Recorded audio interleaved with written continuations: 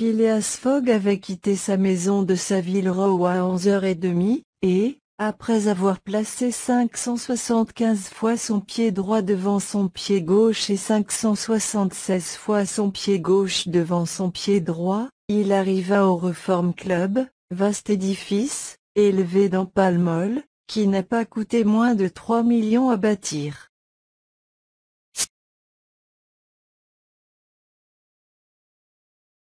Phileas Fogg se rendit aussitôt à la salle à manger, dont les 9 fenêtres s'ouvraient sur un beau jardin aux arbres déjà dorés par l'automne. Là, il prit place à la table habituelle où son couvert l'attendait.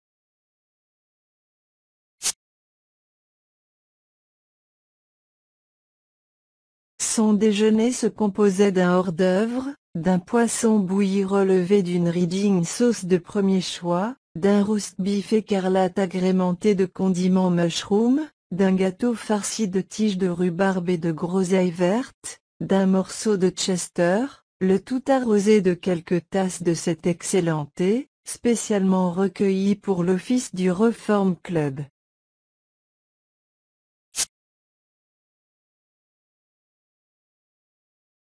À 12h47, ce gentleman se leva et se dirigea vers le grand salon, somptueuse pièce, ornée de peintures richement encadrées.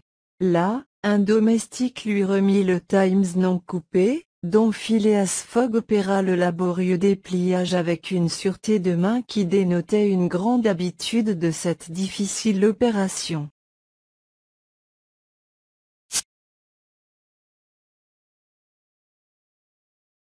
La lecture de ce journal occupa Phileas Fogg jusqu'à 3h45, et celle du Standard qui lui succéda dura jusqu'au dîner.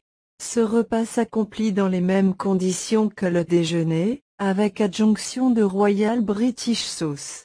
À 6h moins 20, le gentleman reparut dans le grand salon et s'absorba dans la lecture du Morning Chronicle.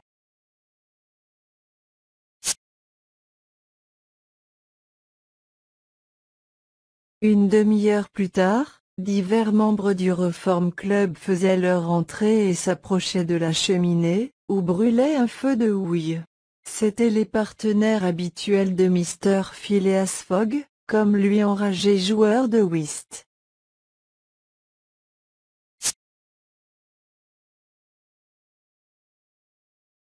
L'ingénieur Andrew Stuart, les banquiers John Sullivan et Samuel Fallentin, le brasseur Thomas Flanagan, Gauthier Ralph, un des administrateurs de la Banque d'Angleterre, personnage riche et considéré, même dans ce club qui compte parmi ses membres les sommités de l'industrie et de la finance.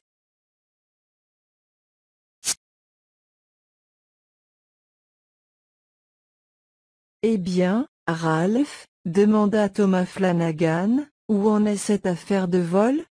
Eh bien, répondit Andrew Stuart, la banque en sera pour son argent. J'espère, au contraire, dit Gauthier Ralph, que nous mettrons la main sur l'auteur du vol.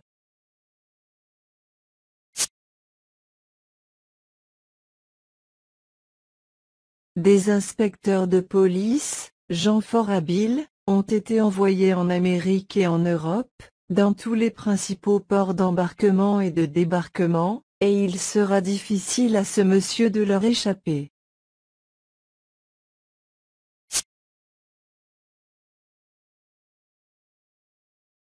Mais on a donc le signalement du voleur?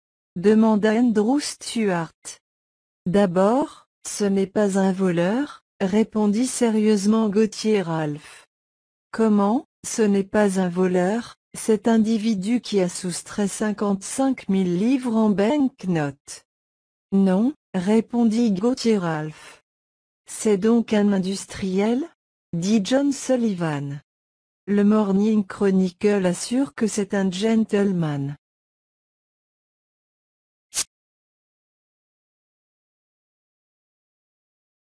Celui qui fit cette réponse n'était autre que Phileas Fogg, dont la tête émergeait alors du flot de papier amassé autour de lui. En même temps, Phileas Fogg salua ses collègues, qui lui rendirent son salut.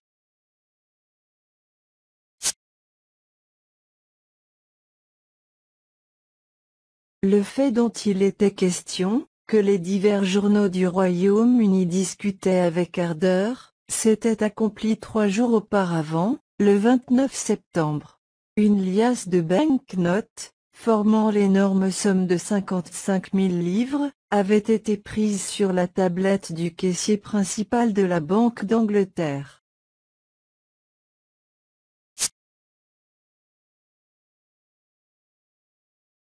À qui s'étonnait qu'un tel vol eût pu s'accomplir aussi facilement, le sous-gouverneur Gauthier Ralph se bornait à répondre qu'à ce moment même, le caissier s'occupait d'enregistrer une recette de 3 shillings 6 pence, et qu'on ne saurait avoir l'œil à tout.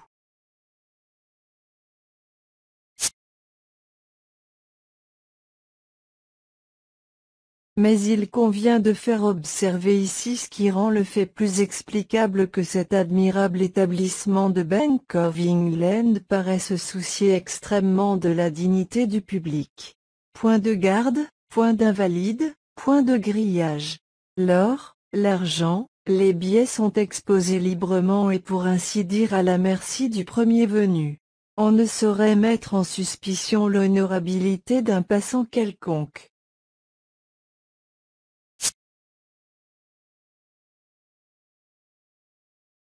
Un des meilleurs observateurs des usages anglais raconte même ceci.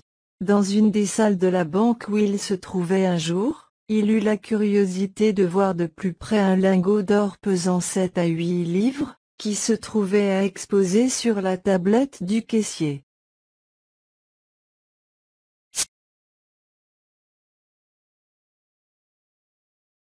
Il prit ce lingot, l'examina, le passa à son voisin, celui-ci à un autre, si bien que le lingot, de main en main, s'en alla jusqu'au fond d'un corridor obscur, et ne revint qu'une demi-heure après reprendre sa place, sans que le caissier eût seulement levé la tête.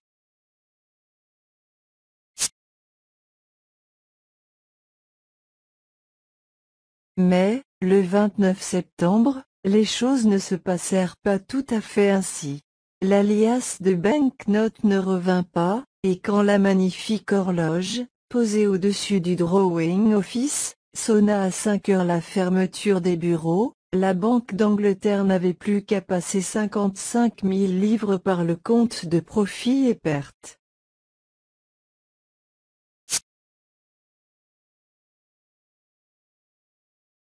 Le vol bien et dûment reconnu, des agents, des détectives, choisis parmi les plus habiles, furent envoyés dans les principaux ports, à Liverpool, à Glasgow, au Havre, à Suez, à Brindisi, à New York, etc., avec promesse, en cas de succès, d'une prime de 2000 livres, 50 000 F, et 5% de la somme qui serait retrouvée.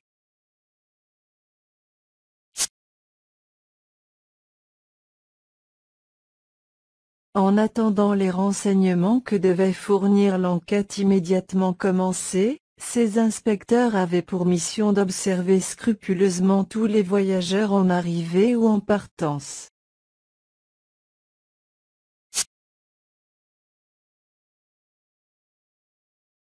Or, précisément, ainsi que le disait le Morning Chronicle, on avait lieu de supposer que l'auteur du vol ne faisait partie d'aucune des sociétés de voleurs d'Angleterre. Pendant cette journée du 29 septembre, un gentleman bien mis, de bonne manière, l'air distingué, avait été remarqué, qui allait et venait dans la salle des paiements, théâtre du vol.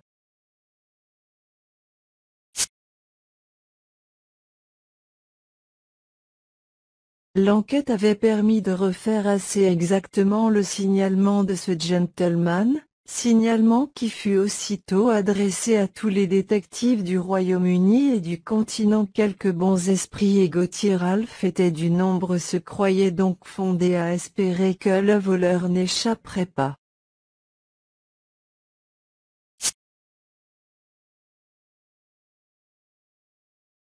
Comme on le pense, Ce fait était à l'ordre du jour à Londres et dans toute l'Angleterre. On discutait, on se passionnait pour ou contre les probabilités du succès de la police métropolitaine. On ne s'étonnera donc pas d'entendre les membres du Reform Club traiter la même question, d'autant plus que l'un des sous-gouverneurs de la banque se trouvait parmi eux.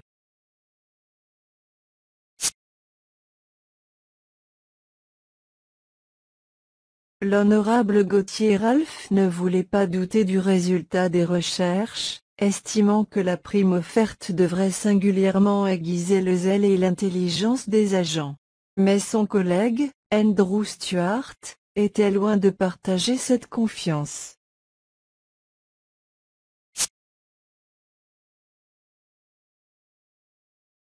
La discussion continua donc entre les gentlemen, qui s'étaient assis à une table de whist, Stuart devant Flanagan, Fallentin devant Phileas Fogg.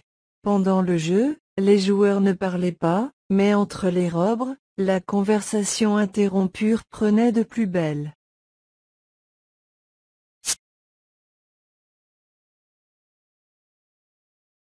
Je soutiens, dit Andrew Stuart, que les chances sont en faveur du voleur, qui ne peut manquer d'être un habile homme. Allons donc, répondit Ralph, il n'y a plus un seul pays dans lequel il puisse se réfugier. Par exemple. Où voulez-vous qu'il aille? Je n'en sais rien, répondit Andrew Stuart, mais, après tout, la terre est assez vaste.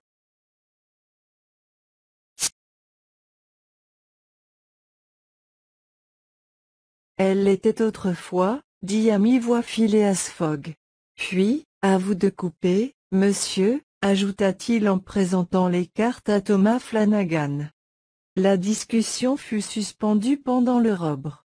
Mais bientôt Andrew Stuart la reprenait, disant « Comment, autrefois? Est-ce que la terre a diminué, par hasard ?»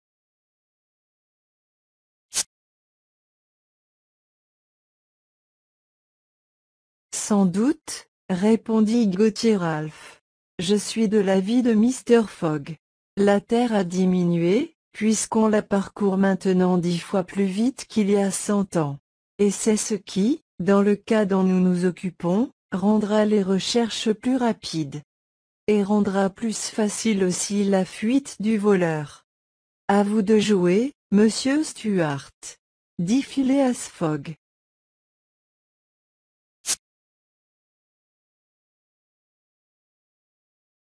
Mais l'incrédule Stuart n'était pas convaincu, et, la partie achevée.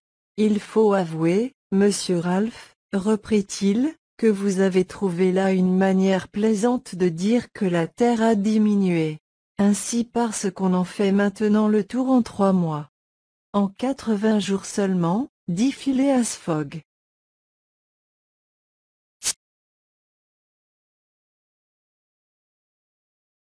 En effet, messieurs, ajouta John Sullivan, 80 jours, depuis que la section entre Rothal et Allahabad a été ouverte sur le Great Indian Peninsular Railway, et voici le calcul établi par le Morning Chronicle.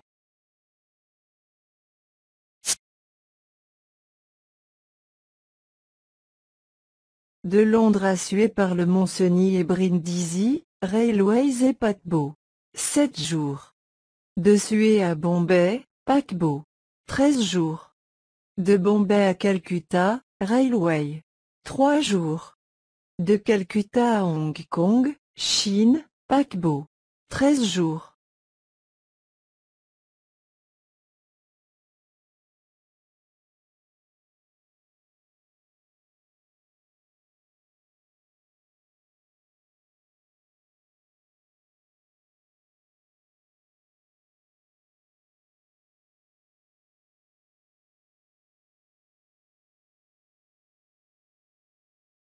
De Hong Kong à Yokohama, Japon, paquebot. 6 jours. De Yokohama à San Francisco, paquebot. 22 jours. De San Francisco à New York, Railroad. 7 jours. De New York à Londres, paquebot et railway. 9 jours. Total, 80 jours.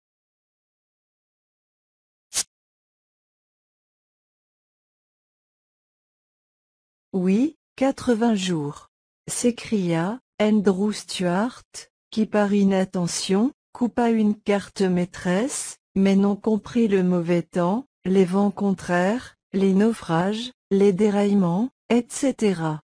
Tout compris, répondit Phileas Fogg en continuant de jouer, car, cette fois, la discussion ne respectait plus le whist.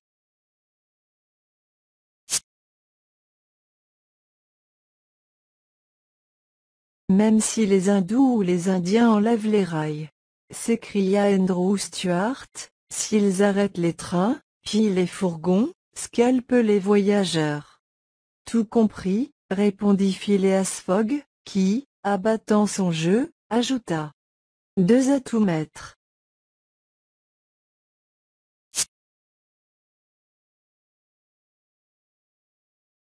Andrew Stuart, à qui c'était le tour de faire, ramassa les cartes en disant, théoriquement, vous avez raison, monsieur Fogg, mais dans la pratique. Dans la pratique aussi, monsieur Stuart. Je voudrais bien vous y voir. Il ne tient qu'à vous. Partons ensemble.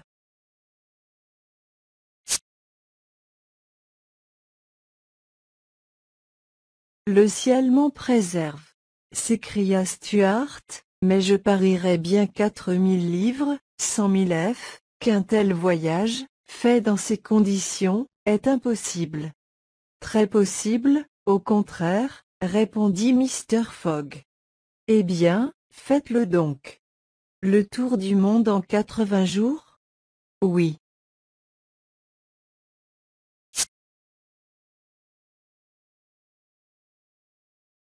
Je le veux bien. Quand? Tout de suite. C'est de la folie, s'écria Andrew Stuart, qui commençait à se vexer de l'insistance de son partenaire. Tenez, jouons plutôt. Refaites alors, répondit Phileas Fogg, car il y a mal donne.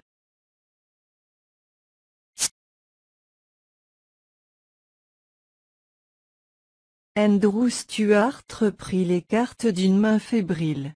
Puis, tout à coup, les posant sur la table, « Eh bien, oui, monsieur Fogg, dit-il, oui, je parie 4000 livres. » Mon cher Stuart, dit Fallentin, calmez-vous. Ce n'est pas sérieux. Quand je dis, je parie, répondit Andrew Stuart, c'est toujours sérieux.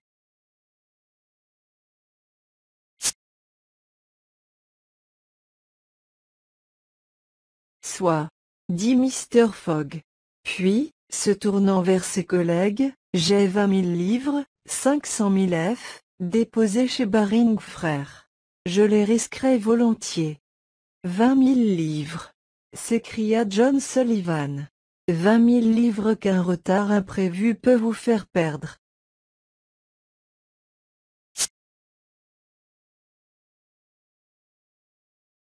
L'imprévu n'existe pas, répondit simplement Phileas Fogg.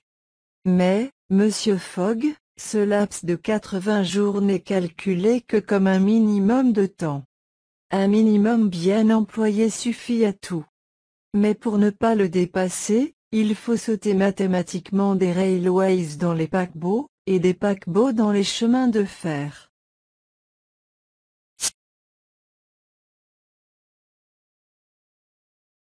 Je sauterai mathématiquement. C'est une plaisanterie. Un bon Anglais ne plaisante jamais, quand il s'agit d'une chose aussi sérieuse qu'un pari, répondit Phileas Fogg. Je parie 20 000 livres contre qui voudra que je ferai le tour de la Terre en 80 jours au moins, soit 1920 heures ou 115 200 minutes. Acceptez-vous?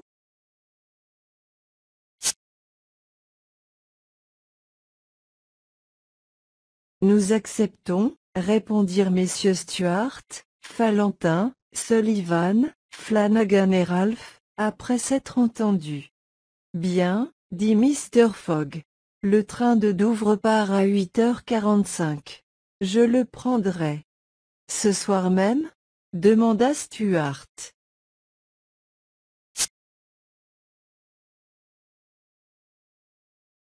Ce soir même, répondit Phileas Fogg. Donc, ajouta-t-il en consultant un calendrier de poche, puisque c'est aujourd'hui mercredi 2 octobre, je devrais être de retour à Londres, dans ce salon même du Reform Club, le samedi 21 décembre, à 8h45 du soir, faute de quoi les 20 000 livres déposés actuellement à mon crédit chez Baring Frères vous appartiendront de fait et de droit, messieurs.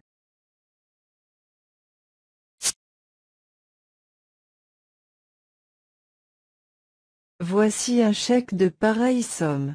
Un procès-verbal du pari fut fait et signé sur le champ par les 6 co-intéressés. Phileas Fogg était demeuré froid. Il n'avait certainement pas parié pour gagner, et n'avait engagé ses 20 000 livres, la moitié de sa fortune, que parce qu'il prévoyait qu'il pourrait avoir à dépenser l'autre pour mener à bien ce difficile, pour ne pas dire inexécutable projet.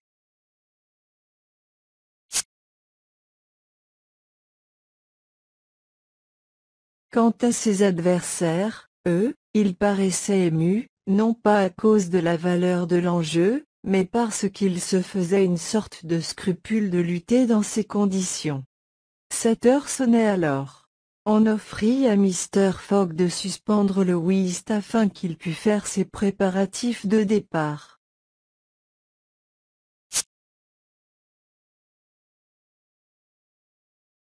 Je suis toujours prêt, répondit cet impassible gentleman, et donnant les cartes. Je retourne carreau, dit-il. À vous de jouer, monsieur Stuart.